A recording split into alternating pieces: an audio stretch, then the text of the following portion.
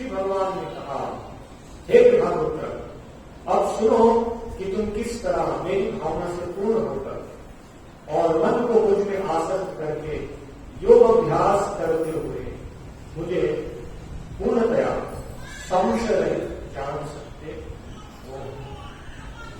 तात्पर्य, भगवद्गीता के 7वें अध्याय में कृष्ण भावनामृत की प्रकृति का विशद वर्णन हुआ है। कृष्ण समस्त ऐश्वर्यों से पूर्ण है और वे इन्हें किस प्रकार प्रकट करते हैं, इसका वर्णन इसमें हुआ है। इसके अतिरिक्त इस अध्याय में इसका भी वर्णन है कि 4 प्रकार के भाग्यशाली व्यक्ति कृष्ण के प्रति आसक्त होते हैं और 4 प्रकार के भाग्यहीन व्यक्ति कृष्ण की शरण में कभी नहीं आते। प्रथम 6 अध्यायों में जीवात्मा को अभौतिक आत्मा के रूप में वर्णित किया गया है, जो विभिन्न प्रकार के योगों द्वारा आत्म साक्षात्कार को प्राप्त हो सकता है। थोड़ा साउंड कम कर सकते हैं? जी सही है। हरे कृष्ण। 6वें अध्याय के अंत में यह स्पष्ट कहा गया है कि मन को कृष्ण पर एकाग्र करना, या दूसरे शब्दों में कृष्ण भावनामृत की सर्वोच्च योग है। मन को कृष्ण पर एकाग्र करने से ही मनुष्य परम सत्य को पूर्णतया जान सकता है, अन्यथा नहीं। निर्विशेष ब्रह्म ज्योति अंतर्यामी परमात्मा की अनुभूति परम सत्य का पूर्ण ज्ञान नहीं है, क्योंकि वह आंशिक होती है। कृष्ण ही पूर्ण तथा वैज्ञानिक ज्ञान है और कृष्ण भावनामृत में ही मनुष्य को सारी अनुभूति होती है। पूर्ण कृष्ण भावनामृत में मनुष्य जान पाता है कि कृष्ण ही निसंदेह परम ज्ञान है। विभिन्न प्रकार के योग तो कृष्ण भावनामृत के मार्ग के सोपान सदृश है। जो व्यक्ति कृष्ण भावनामृत ग्रहण करता है वह स्वतः ब्रह्म ज्योति तथा परमात्मा के विषय में पूरी तरह जान लेता है। कृष्ण भावनामृत योग का अभ्यास करके मनुष्य सभी वस्तुओं को यथा परम सत्य, जीवात्माएं, प्रकृति तथा 7 सामग्री समेत उनके प्राकट्य को पूरी तरह जान सकता है। अतः मनुष्य को चाहिए कि 6वें अध्याय के अंतिम श्लोक के अनुसार योग का अभ्यास करे। परमेश्वर कृष्ण का ध्यान ही एकाग्रता को, परमेश्वर कृष्ण पर ध्यान की एकाग्रता को नवधा भक्ति के द्वारा संभव बनाया जाता है, जिसमें श्रवणम अग्रणी एवं सबसे महत्वपूर्ण है। अतः भगवान अर्जुन से कहते हैं तत्शृणु, अर्थात मुझसे सुनो। कृष्ण से बढ़कर कोई प्रमाण नहीं, अतः उनसे सुनने का जिसे सौभाग्य प्राप्त होता है वह पूर्णतया कृष्ण भावना पवित्र हो जाता है। अतः मनुष्य को या तो साक्षात कृष्ण से या कृष्ण के शुद्ध भक्त से सीखना चाहिए, न कि अपनी शिक्षा का अभिमान करने वाले अवश्य से। परम सत्य श्री भगवान कृष्ण को जानने की विधि का वर्णन श्रीमद् भागवत के प्रथम स्कंद के 2वें अध्याय में इस प्रकार हुआ है। श्रीमतां स्वतः कृष्ण पुण्य श्रवण कीर्तन हृदयंतस्थो हि अवज्राणि विधुनोति सुहृत् सदा नष्ट प्रायेषु भद्रेषु नित्यं भागवत सेवया भगवत्युत्तम श्लोके भक्तिर्भवति नैष्ठिकी तदा रजस्तमो भावा कामलोभादयस्तये चेता एते अनावृद्धं स्थितं सत्त्वे प्रसीदति एवं प्रसन्न मनसो भगवत भक्ति योगतः भगवत तत्व विज्ञानम मुक्त संगस्य जायते विद्यते हृदय ग्रंथिश्चिद्यन्ते सर्व संशयाः क्षीयन्ते चास्य कर्माणि दृष्ट एवात्मनीश्वरे। इसका अनुवाद, वैदिक साहित्य से श्री कृष्ण के विषय में सुनना या भगवत गीता से साक्षात उन्हीं से सुनना अपने आप में पुण्य कर्म है, और जो प्रत्येक हृदय में वास करने वाले भगवान कृष्ण के विषय में सुनता है उसके लिए वे शुभेच्छु मित्र की भांति कार्य करते हैं, और जो वह निरंतर उनका श्रवण करता है वे उसे शुद्ध कर देते हैं। इस प्रकार भक्त अपने सुप्त दिव्य ज्ञान को फिर से पा लेता है। जो वह भागवत तथा भक्तों से कृष्ण के विषय में अधिकाधिक सुनता है, क्यों क्यों वह भगवत भक्ति में स्थिर हो जाता है। भक्ति के विकसित होने पर वह रजोगुण तमोगुण से मुक्त हो जाता है और इस प्रकार भौतिक काम तथा लोभ कम हो जाते हैं। जब ये कलमश दूर हो जाते हैं तो भक्त सतोगुण में स्थिर हो जाता है। भक्ति के द्वारा स्फूर्ति प्राप्त करता है और भगवत तत्व को पूरी तरह जान लेता है। भक्ति योग भौतिक मोह की कठिन ग्रंथि को भेदता है और भक्त को असंशयम समग्रम अर्थात परम सत्य श्री भगवान को समझने की अवस्था को प्राप्त कराता है। अतः श्री कृष्ण से या कृष्ण भावना भावित भक्तों के मुखों से सुनकर ही कृष्ण तत्व को जाना जा सकता है। ओम ज्ञानतिमिरान्धस्य ज्ञानाञ्जनशलाकया चक्षुरुन्मीलितं येन तस्मै श्रीगुरवे नमः। श्रीचैतन्यमनोभीष्टं स्थापितं येन भूतले स्वयं रूपकदा मह्यं ददाति स्वपदान्तं।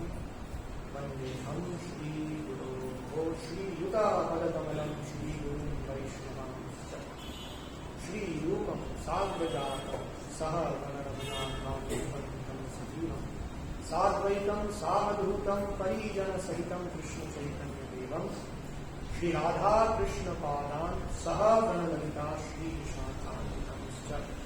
हरे कृष्ण कृष्ण कृष्ण हरे हरे हरे राम राम राम हरे कृष्ण। तो आज स्वतंत्रता दिवस है। बहुत सारे कार्यक्रम चल रहे हैं स्वतंत्रता के बारे में, लेकिन दुर्भाग्य ये है कि लोग जानते नहीं स्वतंत्रता क्या है। श्रील प्रभुपाद एक बार रशिया गए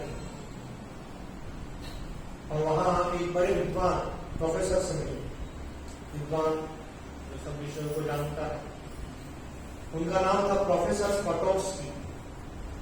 ये उदाहरण हमने कई बार दिया है, आपने पहले भी सुना होगा। तो प्रोफेसर स्पटोव्स्की भारतीय वेद शास्त्रों के विशेषज्ञ थे, इंडियन स्टडीज। तो श्रील प्रभुपाद उनसे चर्चा करते हैं। तो श्रील प्रभुपाद ज्यादा कम है तो भी क्या इको कम होगा और आज पीछे खिड़कियां बंद है।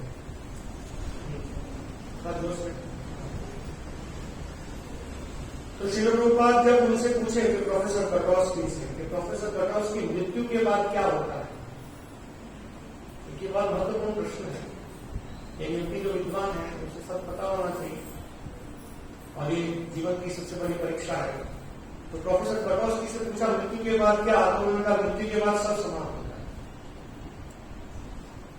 जबकि वैदिक शास्त्रों की पहली शिक्षा है कि हम शरीर में ही हम आत्मा है, यहां से वैदिक ज्ञान प्रारंभ होता है। यह है वैदिक ज्ञान, है ना। वैदिक ज्ञान का अर्थ नहीं है कि बस कुछ मंत्रोच्चारण करना, यज्ञ में आहुति देना, जिससे हमें कुछ इस जीवन में इस भौतिक जगत में कुछ हमें प्राप्त। हालांकि वैदिक शास्त्रों का अधिकांश भाग वही है, कर्म कांड। इस जगत में कैसे सुखी रहूं, लेकिन वास्तव में वैदिक शास्त्र हमें आध्यात्मिक ज्ञान, ये ज्ञान प्रदान करता है कि इस जगत के परे क्या है उसको जानना। तो उन्होंने कहा, इतना विशेषज्ञ व्यक्ति कहता है कि मृत्यु के बाद सब कुछ समान। ये नास्तिक के बाद है। चैतन्य महाप्रभु बताते हैं कि वेद ना मानी लो बौद्ध वैद्य नास्तिक। बौद्ध विचार है वो नास्तिक विचार है। वो नास्तिक विचार इसलिए है क्योंकि वे शास्त्रों को नहीं मानते, और शास्त्रों को नहीं मानते अर्थात आत्मा को नहीं मानते, वो आध्यात्मिक चिंतन को नहीं मानते। उनके अनुसार केवल पदार्थ हैं और बस किसी संयोग से ये पदार्थ का संगति हुआ, है ना। सब मोबाइल, प्लीज आप सब मोबाइल स्विच ऑफ कर दीजिए, साइलेंट मोड, एरोप्लेन मोड, है ना। तो ये स्थिति है। तो इस विषय में प्रभुपाद चर्चा करते हुए उनको बताया कि परम सत्य या कोई भी विषय में ज्ञान लेना है, कैसे ज्ञान लेना है। तो चर्चा का विषय यह आया, प्रभुपाद उनको बता रहे हैं कि वर्तमान जीवन में हमें किसी ना किसी को फॉलो करना है। बिना अनुगमन किए कोई भी व्यक्ति किसी चीज को नहीं जान सकता। हम सब किसी ना किसी को फॉलो करते हैं। जैसे आज हम देख रहे हैं 15 अगस्त के दिन सब जो भी कार्यक्रम कर रहे हैं किसी ना किसी को फॉलो कर रहे हैं, है ना। हमारे स्वतंत्रता सेनानी हैं, उनको भी फॉलो कर रहे हैं, किसी ना किसी को फॉलो करना है। तो श्रील प्रभुपाद उनको बताते हैं कि आपका पूरा जो देश है एक विचारधारा पर चल रहा है जिसका शीर्षक है कम्युनिज्म, साम्यवाद। कि हमारे पूरा राज्य एक कम्युनिटी है, एक समुदाय है, और इस राज्य की सारी संपत्ति, इस राज्य के क्या कहते हैं, राज्य की जो भी सारी सामग्री है वो सब इस समुदाय के लिए उपयोग होना, बिना भेदभाव के इस समुदाय के लिए उपयोग होना चाहिए। इसे हम कहेंगे कम्युनिज्म, साम्यवाद। तो वहां श्लोक को बताते हैं कि आपका जो कम्युनिज्म है उसमें आप केवल सोचते हैं कि ये देश है वो केवल एक ही समुदाय है, रशियन समुदाय के लिए, है ना। जब उसी में हम वर्गीकरण करते हैं कि ये जो सामग्री है धनी लोगों के लिए है, तो आप उसमें आपत्ति प्रकट करते हैं कि ये कैसे हो सकता, सबके लिए है, धनी के लिए, निर्धन के लिए, क्या कहते हैं, एक वर्ग है जिसके पास व्यवस्था है और एक वर्ग है जिसके पास व्यवस्था नहीं है। तो ये भेदभाव नहीं होना चाहिए, सबके लिए होना चाहिए। तो आज श्री प्रभुपाद उनको बताते हैं कि फिर ये भेदभाव क्यों केवल रशियन लोगों के लिए होना चाहिए, फिर तो पूरे मानव समाज के भीतर भेदभाव नहीं होना चाहिए, सबके लिए होना चाहिए। क्यों एक स्थान के लोगों के लिए और दूसरे स्थान के लोगों के लिए नहीं। और फिर यदि मनुष्य के लिए होना चाहिए तो सबके लिए होना चाहिए, पशु के लिए भी होना चाहिए, पक्षी के लिए भी होना चाहिए, पेड़ पौधों के लिए भी होना चाहिए। फिर वो भेदभाव क्यों? तो आज प्रभुपाद इंगित करते हैं कि आप एक लीडर को फॉलो कर रहे हैं जिसका नाम है लेनिन, और हम एक लीडर को फॉलो कर रहे हैं जिनका नाम है कृष्ण। अब चर्चा का विषय ये होगा कि क्या आपके लेनिन ज्यादा विश्वास पात्र स्रोत है या हमारे श्री कृष्ण? किसी न किसी को तो फॉलो करना ही है ना। तो आज हम इस प्रकार से प्रारंभ किए थे कि आज सब फॉलो कर रहे हैं, स्वतंत्रता हमें प्राप्त हुई, इसलिए हर्ष व्यक्त कर रहे हैं। लेकिन वास्तव में यदि हम शास्त्रों से और शास्त्र के जो तत्वदर्शी में है उनसे जाने तो हमें समझना होगा कि वास्तव में स्वतंत्रता क्या है। और जब भगवान श्री कृष्ण इस धरातल पर आते हैं और हमको इतना महत्वपूर्ण संदेश देते हैं भगवत गीता का, तो वो किस स्वतंत्रता की बात करते हैं। और हम वर्तमान स्वतंत्रता की बात देखें तो ब्रिटिशर चले गए और भारतीय राज कर रहे हैं, लेकिन स्थिति तो वैसी ही है ना, क्योंकि भौतिक जगत है, यहां पर द्वंद्वमय स्थिति हमेशा चलती रहेगी। लोग उदाहरण देते हैं गीला गोबर और सूखा गोबर। सूखा गोबर गीला गोबर में हंस रहा है क्योंकि वो गीला है, लेकिन है तो गोबर, है ना। तो हम क्या कर रहे हैं, अगर हमको कोई यहां प्रताड़ना दे रहा है तो हम ऐसे करके थोड़ा सा घूम जाते हैं कि आप यहां हमें कष्ट दिया, लेकिन हमारी जो स्थिति है भौमंडल की स्थिति वो कभी भी समाप्त नहीं होगी, क्योंकि हम जिस धरातल पर है वही गलत है। तो यहां पर परम निर्देशक, परम नायक भगवान श्री कृष्ण हमें क्या शिक्षा दे रहे हैं। इसी भगवद गीता के चतुर्थ अध्याय में भगवान बताते हैं त्यक्त्वा देहम पुनर्जन्म न एति मामेति सोचना।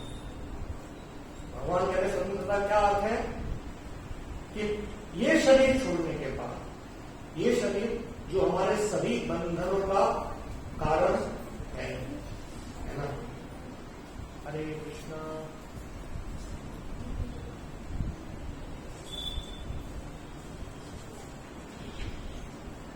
तो हमारे सभी बंधनों का कारण है ये शरीर, है ना।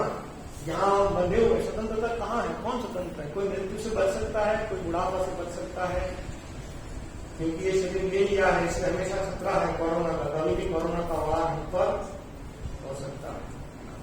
भागवतम में वर्णन है कि क्लेशद आसदेव, ये परतंत्र हमारी अवस्था है, ये कष्ट की अवस्था है, क्योंकि हमने शरीर धारण कर लिया। शरीर से ही हमको जो भी कष्ट दिए जाते हैं, शरीर और शरीर मन इत्यादि, असन्न भी, ये शरीर हमें क्लेश देता है, इसलिए ये लेना उचित नहीं है। और ये शरीर हमने क्यों लिया है? कर्मात्मकम येन शरीर बंधः। हम एक शरीर लेते हैं और उसमें कार्य करते हैं, और उस कार्य से हमारा दूसरा शरीर तैयार होता है, और फिर दूसरे शरीर में हमको डाला जाता है, फिर उसमें हम कार्य करते हैं, दूसरे तीसरे शरीर में हमको डाला जाता है। इस तरह से एक शरीर दूसरे शरीर को जनित करता है, और ये प्रक्रिया तब तक चलती रहती है जब तक हमारी चेतना भौतिक रहती है। भौतिक चेतना से भौतिक शरीर का उदय। तो भगवान श्री कृष्ण हमें कहते हैं, मैं यहां पर आया हूं आपको स्वतंत्र बनाने के लिए। जो आपकी मूल अवस्था थी, जो हमारी मूल अवस्था थी, स्वतंत्रता थी। जैसे एक व्यक्ति जब घर से जेल में डाला जाता है तो वो फिर अपनी स्वाधीनता, अपनी स्वतंत्रता को खो देता है, वहां स्वतंत्र नहीं है। अभी तो वो पता नहीं, लेकिन पहले हम देखते थे जो पत्थर तोड़ने जाते थे, जेल में होते थे, तो उनको ड्यूटी लगाते थे, पत्थर तोड़। तो अनुभव कर रहे आप पत्थर, इससे बाहर निकलना, ये परतंत्र अवस्था से हमें बाहर निकलना। तो भगवान यहाँ कहते हैं कि ये क्या है? त्यक्त्वा देहम पुनर्जन्म नहीं, फिर से भौतिक शरीर में बंधन होना, ये परतंत्रता। यहाँ फंस गए। मां में, वास्तव में मेरे पास, अपने घर, अपने वास्तविक अवस्था में पहुंचना, ये हमारी स्वतंत्र अवस्था है। जितना व्यक्ति कृष्ण से जुड़ा है उतना ही वो स्वतंत्र है। जैसे हम देखते नारद मुनि भगवान के महान भक्त हैं, स्वतंत्र है, आध्यात्मिक जगत में विचरण करने के लिए और इस जगत में विचरण करने के। और जितना हम कृष्ण से दूर हैं, प्रकृति के गुणों के अंतर्गत फंसे हुए हैं, उतना हम और बंधे हुए हैं। वो रस्सी दिख नहीं रही है, माया की रस्सी। तो भगवान श्री कृष्ण कहते हैं, कैसे? त्यक्त्वा देहम पुनर्जन्म न एति माम, कैसे? जन्म कर्म च मे दिव्यम एवं यो वेत्ति तत्वतः। यानी कोई व्यक्ति मेरे दिव्य जन्म और कर्म को तत्वतः समझेगा तो वो दूसरा शरीर धारण।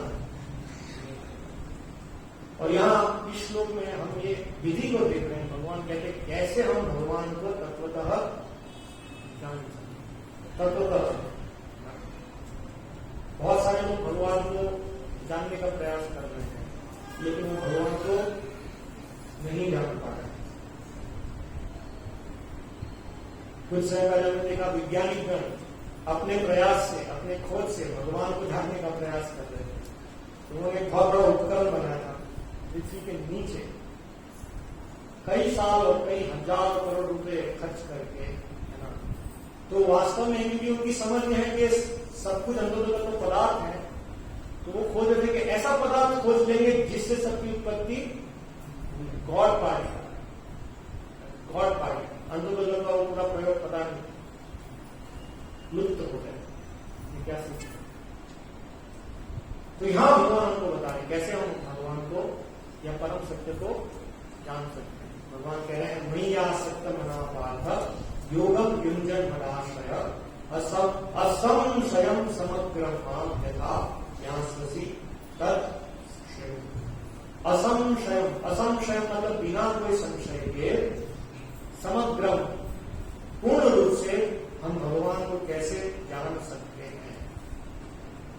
श्रील गोपाल ने तात्पर्य में अपने कुछ प्रवचन में समझाते हैं कि इस जगत में मनुष्य समाज में भगवान की समझ है, लेकिन वो समझ पूर्ण नहीं है। जैसे हम देखते हैं कि एकदम पिछड़े क्षेत्रों में जहां पर चेतना ज्यादा विकसित नहीं है, वहां पर भी कुछ परम की समझ है और उसके प्रति शरणागति की समझ है। जैसे कोई विशाल चीज को देखना, आकाश को, बहुत बड़ा आकाश है उसको देखना, वहां आकाश की पूजा करना हम प्रारंभ कर देते हैं। या कोई बहुत बड़ा पहाड़ है या कोई बहुत बड़ी नदी है, जैसे इस स्थान में नर्मदा नदी पवित्र है, लेकिन कई लोगों की समझ है कि नर्मदा ही सब कुछ है, वो उनकी समझ है, लेकिन शास्त्र द्वारा सम्मत स्थिति ये नहीं है। इस अध्याय का शीर्षक है भगवत ज्ञान, और भगवान यहाँ अपने बारे में ज्ञान प्रदान करेंगे और भगवान बताएंगे कैसे वे सभी के उद्गम है। इस जगत में जो भी है जड़ तथा चेतन, सभी के उद्गम भगवान श्री कृष्ण है। इस अध्याय में भगवान विस्तार से इसकी व्याख्या यहाँ पर करेंगे। तो ये समझने का प्रयत्न कर रहे थे कि हम अपने प्रयास से भगवान को कुछ हद तक समझने का प्रयास कर सकते हैं। जैसे हमने उदाहरण दिया वैज्ञानिकों का, अपनी इंद्रियों से भगवान को जानना कुछ हद तक प्रयास कर सकते हैं। और हम देखते हैं शास्त्र में उदाहरण है कि बड़े बड़े महाजन हैं, यदि वो भी अपनी इंद्रियों से भगवान को जानने का प्रयास करना चाहते हैं तो वो विफल होते हैं। जैसे उदाहरण के लिए इंद्र और ब्रह्मा, ये सब बहुत बड़े अधिकारी हैं, इस ब्रह्मांड के एक एक विभाग को चला रहे। ब्रह्मा जी तो प्रथम जीव है, सारी सृष्टि उनके माध्यम से होती है, लेकिन श्रीमद् भागवतम में हम देखते हैं कि उन्होंने अपने प्रयास से भगवान को जानने का प्रयास किया। भगवान के ग्वाल बाल और बछड़ों को उन्होंने अपहरण करके देखने का प्रयास किया कैसे ये पूर्ण पुरुषोत्तम भगवान है, लेकिन वो समझ नहीं पाए कि भगवान ने अपना विस्तार किया।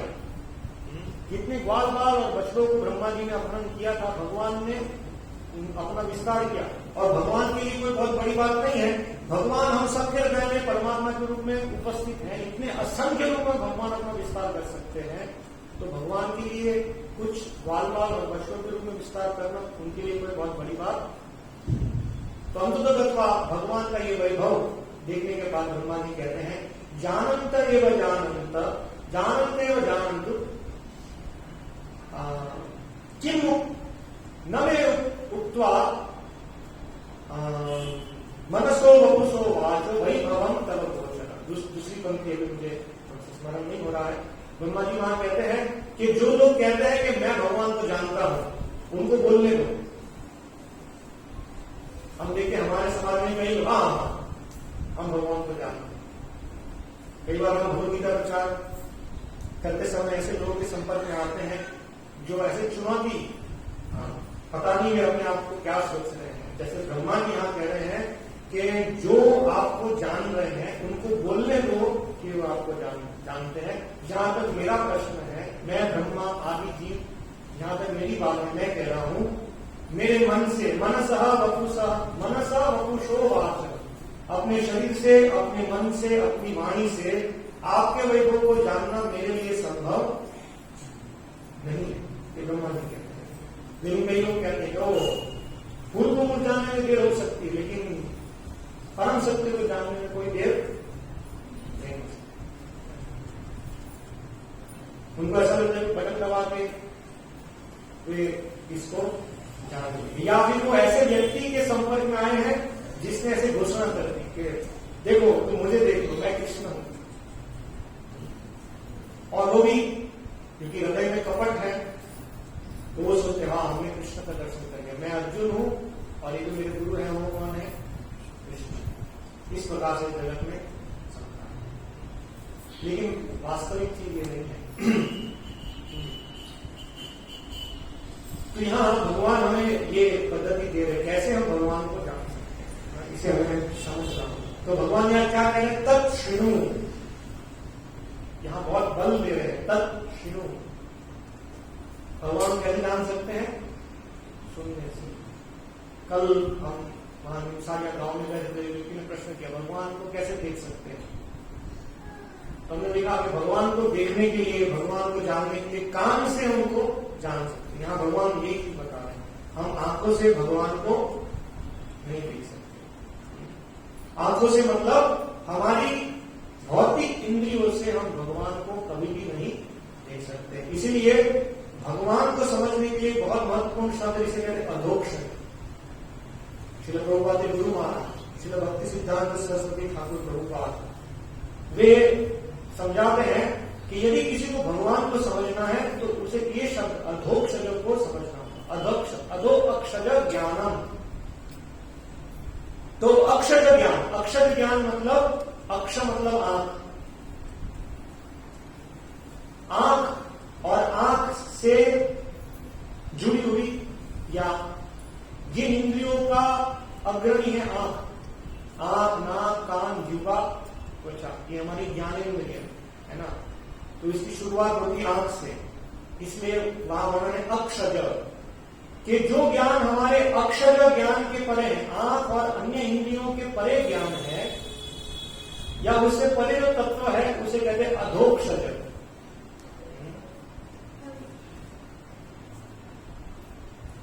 तो यदि हम प्रयास कर रहे हैं अपनी इंद्रियों से भगवान को समझना, तो हम कभी भगवान को नहीं समझ पाएंगे। या अक्षर का दूसरा है अ से लेकर क्ष वर्णमाला, शब्दों से यदि हम भगवान को समझने का प्रयत्न कर रहे हैं, शब्द मतलब भौतिक शब्द है ना, वास्तव में जो शब्द है जो भगवान का ही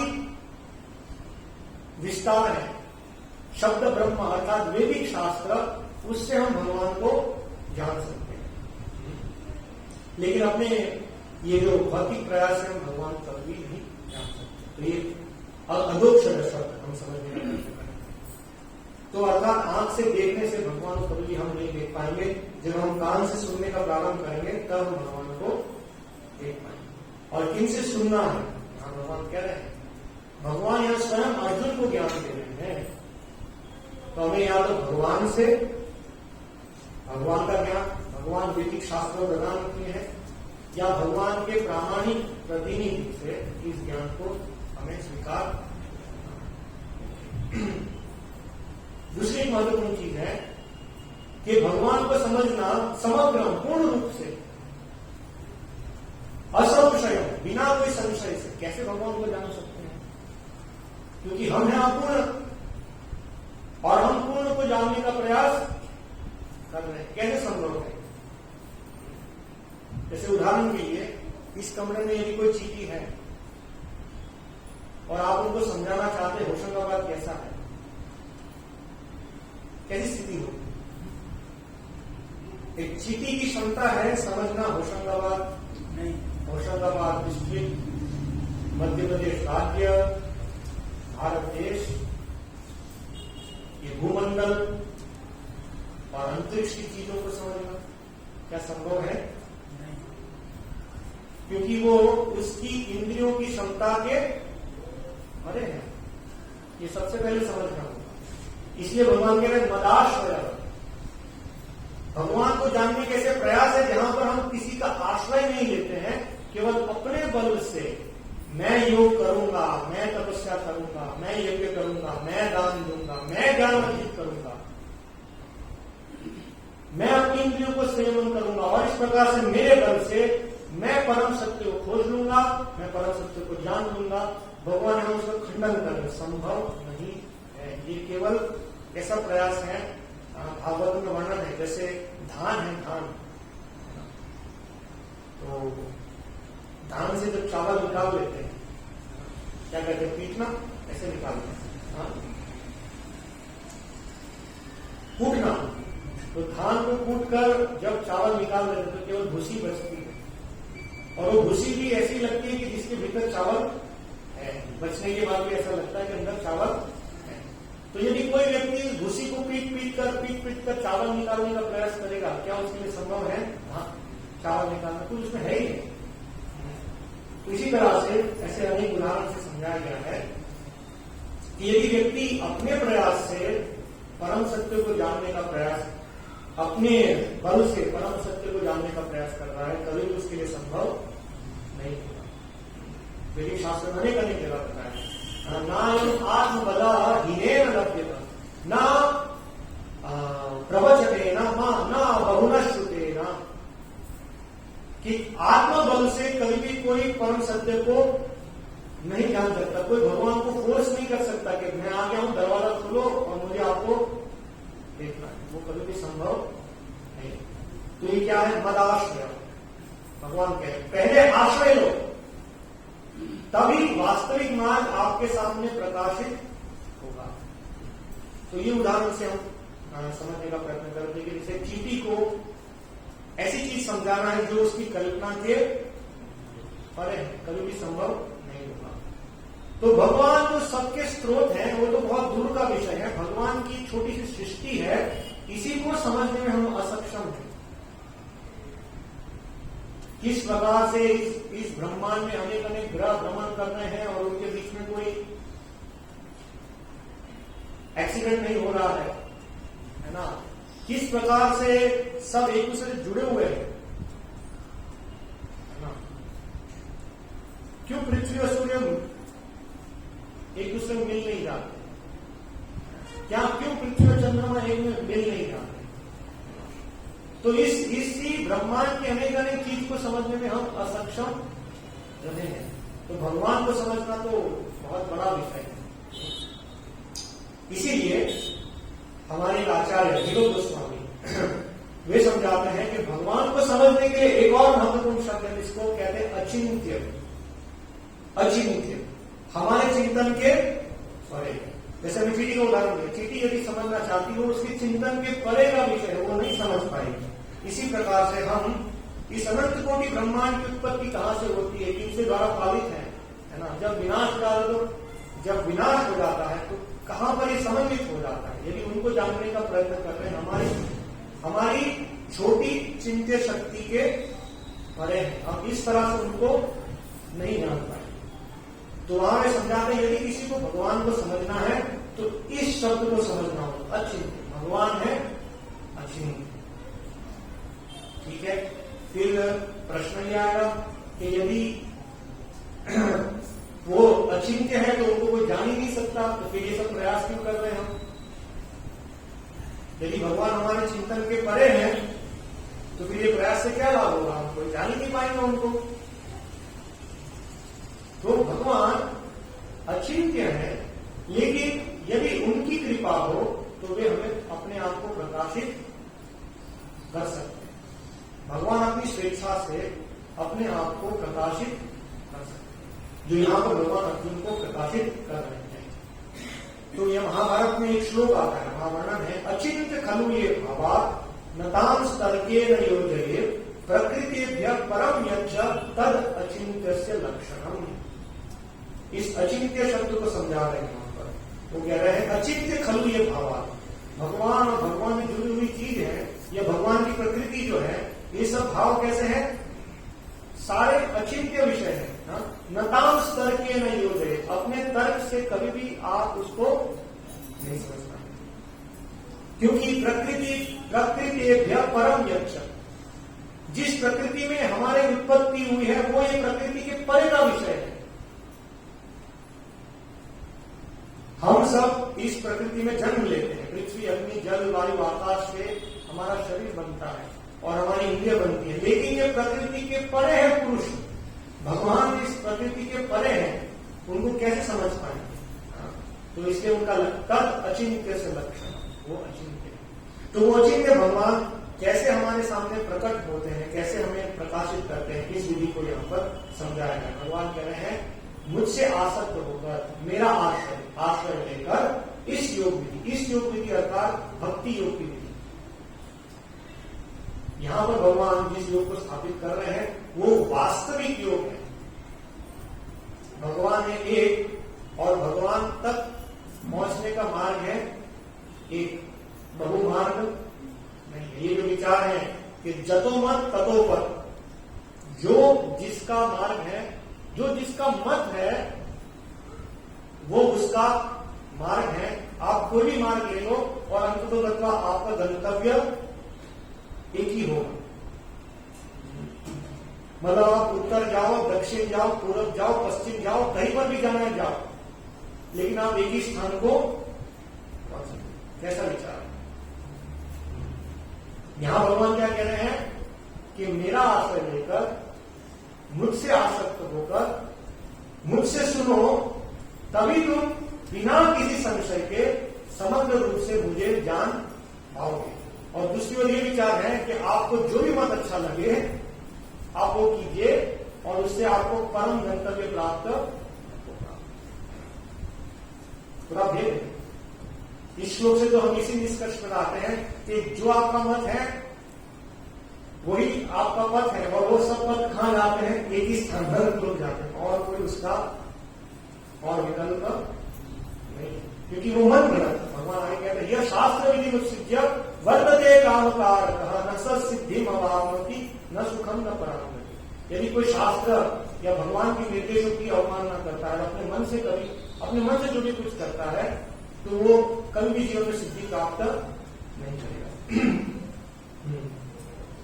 ओके, तो यहां भगवान हम समझ रहे थे भक्ति योग की विधि भगवान बता रहे हैं। तो इस भगवद गीता के पहले से अध्याय जो है वहां पर यहां से लोगों पर बताएं तात्पर्य में कि भगवान आत्मा का शरीर इसका भेद स्थापित करते हैं कि पदार्थ और आत्मा में क्या भेद है, और इस प्रकार से कैसे जो जीवात्मा है वो अपने आप को इस भवबंधन से कैसे बाहर निकाल सकता है।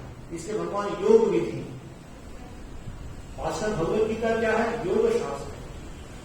भगवद गीता के हर अध्याय में हम देखेंगे विधि भगवद गीतासु उपनिषत्सु ब्रह्म विद्याया योग शास्त्रे कृष्णार्जुन संवादे, इस प्रकार से वर्णन होता है। तो भगवद गीता क्या है? कई लोग कहते हैं भगवद गीता धार्मिक ग्रंथ, लेकिन उनकी धर्म की समझ क्या है? धर्म की समझ जैसे नैतिक समझ, झूठ नहीं बोलना, चोरी नहीं करना, क्या ये भगवद गीता का उपदेश है? ये सब तो बहुत नीचे की शिक्षा है। जैसे कॉलेज में जाएंगे तो कॉलेज में 1+1=2 सिखाएंगे, ये सब स्कूल में सीख कर आओ, यहां ये सब यहां आगे का विषय है। इसी प्रकार से नैतिक शिक्षा और वास्तव में जो परम धर्म भगवान स्थापित करना चाहते हैं, भगवान इसीलिए कहते हैं सर्वधर्मान परित्यज्य, तथा कथित जो धर्म तुमने बनाए हैं जो वास्तव में धर्म नहीं है, उन सब धर्मों का परित्याग करके एक परम धर्म है, माम एकम शरणम व्रज, उस धर्म में आप प्रवेश करो। मैं उस धर्म की संस्थापना करने के लिए यहां पर आया हूं, तो ये भगवान कह रहे हैं। तो भगवान अर्जुन को अलग अलग योग विधि, योग मतलब हम समझ रहे थे कि भगवान से हमारा संबंध स्थापित करना, तो भगवद गीता योग शास्त्र है। इसीलिए भगवद गीता किसी एक प्रांत का धर्म नहीं है, ये एक जीव का भगवान के साथ संबंध स्थापित करता है, इसलिए हर एक जीव का धर्म है। ये भारत का धर्म या हिंदू धर्म नहीं है, ये भगवद गीता जीव का धर्म है। जो भी जीव है उसका भगवान श्री कृष्ण से शाश्वत संबंध है और उसको स्थापित करता है भगवान का ज्ञान देकर। ब्रह्म विद्याया, जो परम ब्रह्म है उनका ज्ञान देकर ये स्थापित करता है। तो भगवद गीता में भगवान अर्जुन को सांख्य, कर्म, ज्ञान, योग, इन सब विधियों का मार्गदर्शन चर्चा हुआ यहाँ पर छठे अध्याय है ना। छठे अध्याय में भगवान ने अष्टांग योग की विधि अर्जुन को बताई कि किस प्रकार से एक ऐसे आसन पर बैठना और नाक के अग्रभाग पर ध्यान करना, अपनी आंख आधी खुली और आधी बंद, किस प्रकार से श्वास अंदर लेना, श्वास बाहर निकालना, ब्रह्मचर्यवत पालन करना, और ये सब विधियों को जब भगवान ने बताया तो अर्जुन ने कहा कि ये संभव नहीं है।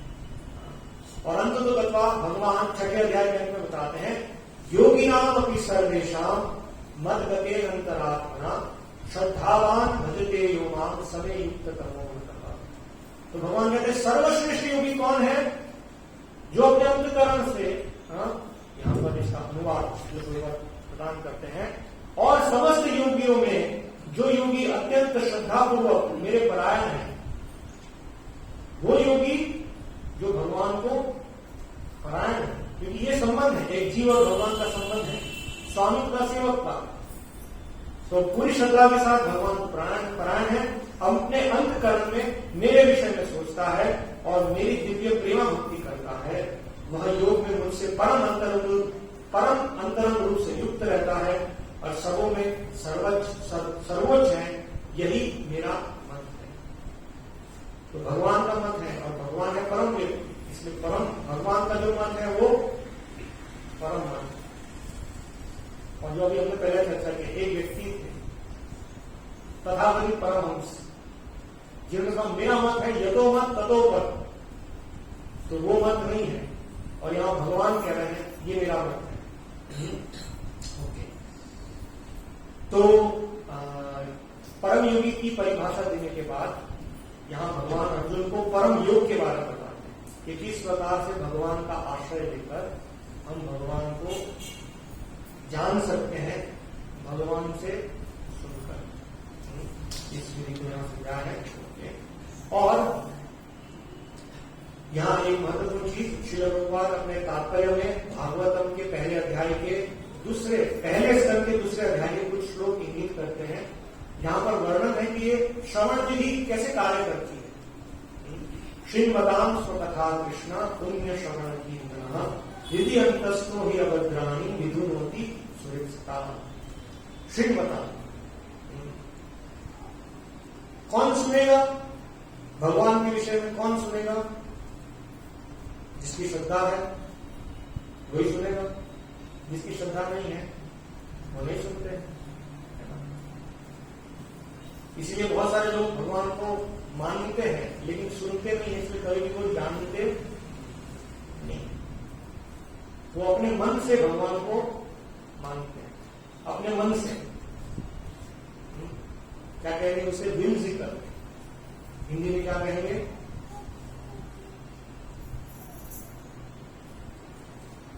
मन के स्तर पर उनकी जो धारणा है, लेकिन उससे परम सत्य को हम नहीं जान सकते। तो यहां वर्णन है जो व्यक्ति श्रद्धावान है वो भगवान के विषय में सुनने का प्रयास करें। जैसे आप सब यहां पर आए हैं सुनने के लिए, क्योंकि कुछ श्रद्धा है। यदि आपकी श्रद्धा नहीं होती तो आप घर में टीवी देखते या कहीं घूमने जाते हैं। रविवार है, आज आपके पास अवसर है घूमने का, आप यहां क्यों आए? लेकिन कुछ श्रद्धा है कि यहां जाएंगे, कुछ सुनेंगे तो हमारा कुछ लाभ होगा, हमारा कल्याण होगा, है ना। ये बहुत महत्वपूर्ण कार्य है जो हम यहाँ कर रहे हैं।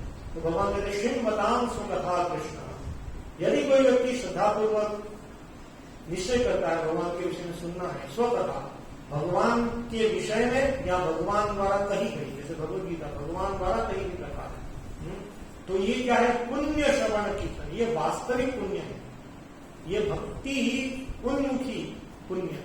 इससे हमारा और भगवान का संबंध स्थापित होता है। ये वो पुण्य है। एक पुण्य है जिससे हमारा दूसरा अच्छा शरीर तैयार हो रहा है। आप कहीं पर खाना बांट रहे हैं, कहीं पर कंबल बांट रहे हैं, है ना, कहीं पर पेन कॉपी बांट रहे हैं, तो इससे भी कुछ पुण्य कार्य होता है। जैसे पहले हम देखते थे कुएं खोदते, आप तो सब बोरवेल हो गए हैं, लेकिन पहले पथिक के लिए जो रास्ते में चल रहे हैं उनके लिए पेड़ लगाते थे जो उनको रास्ते में छांव प्रदान हो। कुएं खोदते थे पीने के लिए पानी प्राप्त हो। तो वो पुण्य कार्य है। उस पुण्य कार्य से हमारा आगे का जीवन जो है अच्छा शरीर मिलेगा, अच्छे उच्च कुल में या धनी परिवार में हमारा जन्म होगा, वो भी पुण्य कार्य है। लेकिन ये जो पुण्य कार्य है ये हमारा और भगवान का प्रत्यक्ष संबंध स्थापित करने का, ये वास्तविक पुण्य कार्य है। यहाँ वर्णन है जब एक व्यक्ति श्रद्धापूर्वक भगवान के विषय में सुनता है तो भगवान उसके हृदय में उपस्थित है। सुहृद सता, भक्तों के परम मित्र भगवान उनके हृदय में है। तो जब वो देखते हैं कि ये व्यक्ति आतुर है मेरे विषय में सुनने के लिए, तो भगवान क्या करते हैं? नष्ट प्रायेषु अभद्रेषु, उसके हृदय में जो भी अभद्र चीज है, जो भी अज्ञान है उसके हृदय में है ना, भगवान उस अंधकार को समाप्त कर देते। भगवद गीता भगवान कहते हैं आत्मदीपेन भास्वता, जैसे एक दीपक को जलाने से अंधकार अपने आप चला जाता है, इसी प्रकार जब भगवान के विषय में श्रवण करते हैं तो हमारे हृदय में जो भी अज्ञान है, मैं सर्वे सर्वा हूं, मैं ये हूं, मैं वो हूं, ये सब अज्ञान जो हमारे हृदय में है वो नष्ट हो जाता है। इस प्रकार से इस पूरी विधि को यहां समझाया है कि धीरे धीरे सुनता है, उसके हृदय में भगवान विराजमान है, उसके हृदय में जो भी अभद्र है उसका विनाश करते हैं, और इस तरह से वो और गंभीरता से सुनता है और इस प्रकार से नित्य श्रवण करने लगता है। नित्यम भागवत सेवया, ये भागवत श्रीमद भागवतम जो भगवान का साहित्य अवतार है, धीरे धीरे उसकी श्रद्धा निष्ठ हो जाती है और वो हर रोज उसको पढ़ना सुनना और अंततः उसको अपना जीवन का प्राण धन बनाता है। तो क्या होगा, उसके हृदय में जो भी थोड़ा और भी कुछ अभद्र बचा था वो सब पूर्ण रूपेण नष्ट हो जाता है। और क्या, भगवती उत्तम श्लोके भक्तिर भगवती नैष्ठिकी, और भगवान की सेवा में अब एकदम निष्ठ हो जाता है। मतलब निष्ठ का क्या अर्थ है कि प्रतिकूल अवस्था में भी वो भगवान की सेवा नहीं छोड़ता। पहले शुरुआत की अवस्था में क्या है, जब अनुकूल है तो हम आते हैं, जब प्रतिकूल है तो हम नहीं आते। आज टाइम है, कुछ कार्य नहीं है, चलो चलते हैं सुनने के लिए, लेकिन आप व्यस्त हो, आज टाइम नहीं निकालते, ऐसी स्थिति चलती है। या आज कोई आता नहीं लेने के लिए तो मैं चले जाता, ऐसे तो नहीं जाऊंगा, कोई मुझे ले जाए तो मैं जाऊंगा। तो इस प्रकार से ये शुरुआती अवस्था है। लेकिन प्रतिकूल अवस्था में मतलब एक व्यक्ति इतना निष्ठ हो जाता है कि लोग उसको रोकते हैं फिर भी वो नहीं उठता, उसको रोकने का पूरा प्रयास किया जाता है कि नहीं आज तो नहीं जाना है, आज ही तुम्हारी ड्यूटी है, लेकिन पूरा प्रयास करता है नहीं आज तो 1 घंटे के लिए जरूर जाऊंगा। इस प्रकार से तो भगवती उत्तम श्लोक है, भगवान की सेवा में एकदम दृढ़ भक्ति स्थापित हो जाती है। फिर आगे क्या होता है, क्योंकि उसकी अभद्र अवस्था क्या थी, रजो तथा तमोगुण का संसर्ग इस जगत में, तीनों गुण में से रजो और तमोगुण का जो संसर्ग है वो उनको बांधता है, और उसका परिणाम क्या है, काम लोभ। काम मतलब भगवान से स्वतंत्र होके भोग वृत्ति, और लोभ मतलब और चाहिए और चाहिए और चाहिए, कभी संतुष्ट नहीं होता। तो ये सब इसका शमन होता है भगवान की भक्ति में सेवा में आगे बढ़ने से।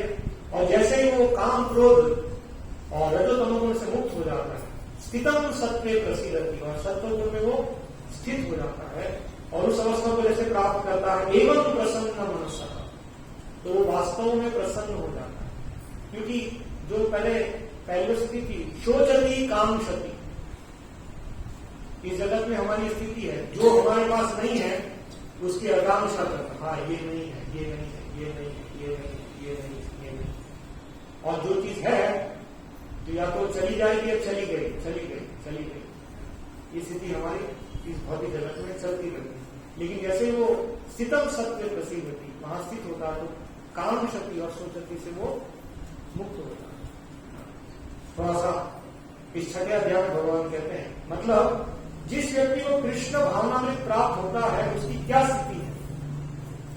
भगवद गीता के 6वें अध्याय में भगवान कहते हैं, यम प्राप्त्वा चा परम लाभम मन्यते नाधिकम ततः। यम प्राप्त्वा, यम मतलब क्या, धन प्राप्त हुआ, कृष्ण भक्ति कृष्ण भावना में जब हमारा भगवान का संबंध स्थापित हो जाता है, चा परम लाभम मन्यते नाधिकम, और कोई परम लाभ मुझे नहीं चाहिए, क्योंकि जो सबसे परम था वो मैंने प्राप्त कर लिया, अब मुझे और कोई चीज नहीं चाहिए, आप रख लो, हमें नहीं चाहिए, है ना, क्योंकि हमें वो चीज प्राप्त हो गई। एक और उदाहरण, कुछ उदाहरण देंगे तो समझेंगे। कई बार ये वर्णन है, एक व्यक्ति शिव जी की उपासना कर रहे थे और शिव जी प्रसन्न हुए और उन्होंने कहा कि क्या चाहिए, मुझे पारस नहीं चाहिए, सब सोना बनाना था। पारसमणि जिस चीज को भी छूता है वो क्या सुना होगा आपने।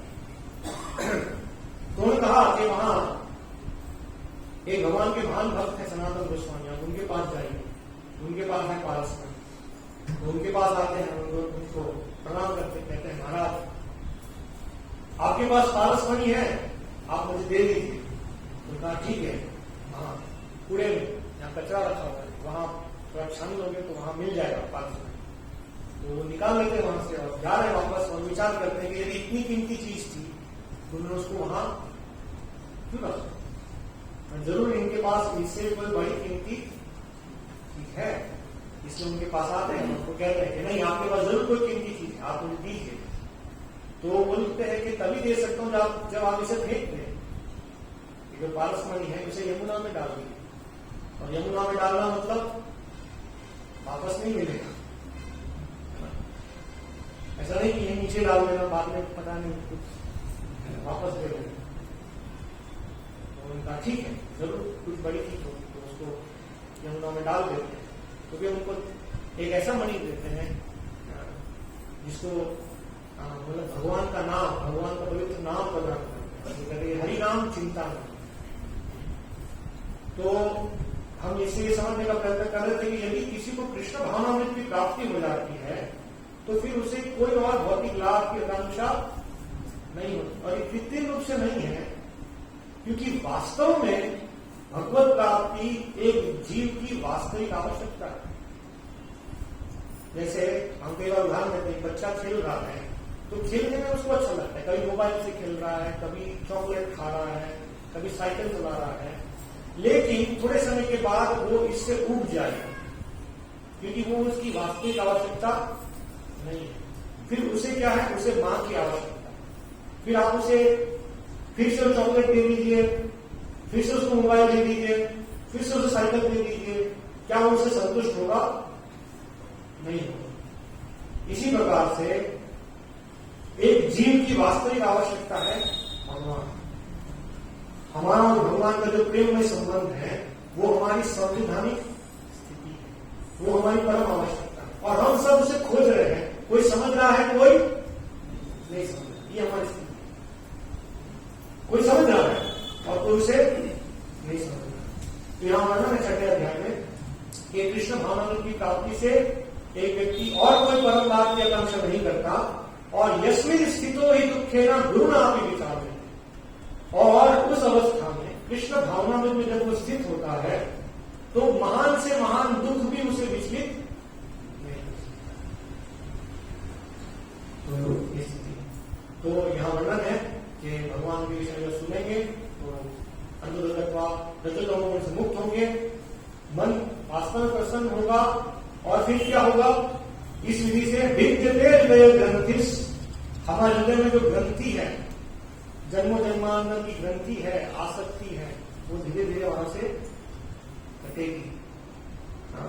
छिद्यन्ते सर्व संशय, हमारे जीवन की जो भी संशय है, ऐसा क्यों, लेकिन ऐसा क्यों और ये क्यों, वो सारे संशय इस भगवत विधि से कट जाएंगे। क्षीयन्ते चास्य कर्माणि, और फिर एक शरीर से दूसरे शरीर की जो निर्माण होता है वो कर्म की ग्रंथि है, वो कर्म की ग्रंथि भी वहां से कटना प्रारंभ हो जाती है, और एक व्यक्ति वास्तव में भगवान का दर्शन कर सकता है। तो ये विधि है जिसकी शुरुआत होती है श्रवण से। तो भगवान बता रहे हैं कि हमें कोई मनोकल्पना करने की आवश्यकता नहीं है। जैसे कई मार्ग में बताया है कि आप भगवान की कल्पना करो, कल्पना क्यों करें जब भगवान साक्षात हमें आगे बता रहे हैं इस विधि को, कल्पना क्यों कर रहे हैं? तो भगवान से सुनना है और भगवान के प्रामाणिक भक्तों से सुनना है, तब अचिंत्य अधोक्षज भगवान को हम समझ पाएंगे। हरे कृष्ण। यदि कोई आपके प्रश्न जिज्ञासा है आप पूछ सकते हैं।